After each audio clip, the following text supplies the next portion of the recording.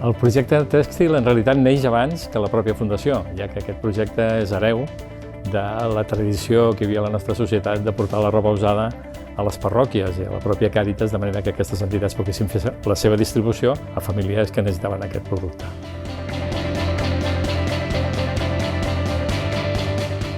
Per nosaltres, en els últims anys, hi ha hagut un salt importantíssim que ha sigut la posada en marxa de la planta de Sant Esteve Sesrovires. També en aquesta evolució, un altre fet molt important és l'aparició del projecte Moda-Re, que és un projecte a nivell estatal, que fem més de 30 Càritas diocesanes de tot Espanya, que consisteix en el tractament, en aquest tractament que estem donant a la roba. Per nosaltres el projecte tèxtil és un exemple dels projectes de triple impacte que busquem en les nostres activitats. Un primer impacte, que és el primordial, que és la creació de llocs de feina sostenibles per persones en risc d'exclusió, pels col·lectius amb els que treballem. El segon impacte, un impacte mediambiental. I un tercer impacte, que és ajudar a cobrir una necessitat social que per certs col·lectius o no està coberta o està mal coberta.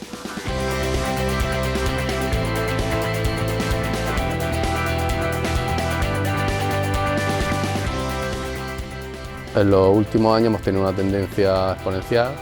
Hemos pasado de recoger 3.000 toneladas al año a más de 11.000 en el último año. Hemos pasado de una línea de producción a 3 líneas y a seleccionar diariamente 7.000 kilos a más de 35.000. Empezamos en el proyecto con 30 personas en riesgo de exclusión y hoy son más de 140 itinerarios sociolaborales.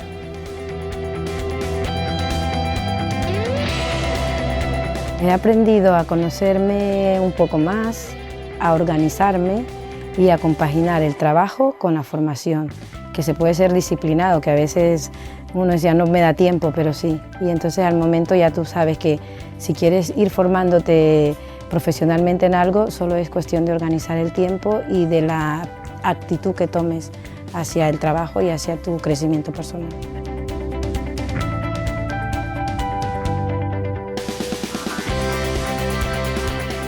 En el proyecto textil podemos identificar varias fases. La primera sería toda la parte de recogida, en la cual hacemos la recogida de nuestros contenedores propios o de Càritas, toda la parte de selección y de clasificación, ya sea para la cadena Boutique Amiga o para la cadena de ropa de Càritas de Moda-Re.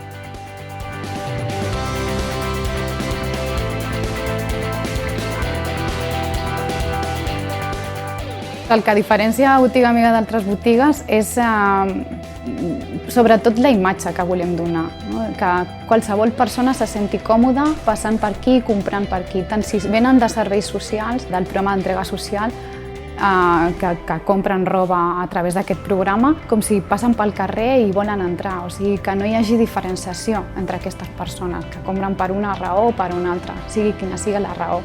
Això és el que intentem potenciar, no? Amb la imatge de les botigues, amb una imatge de marca, etc.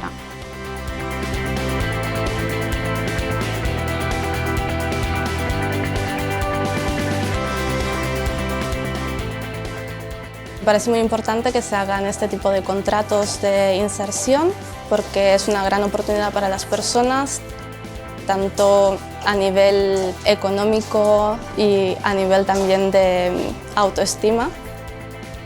Pues es algo que te da una experiencia y a la vez también una oportunidad para otras oportunidades.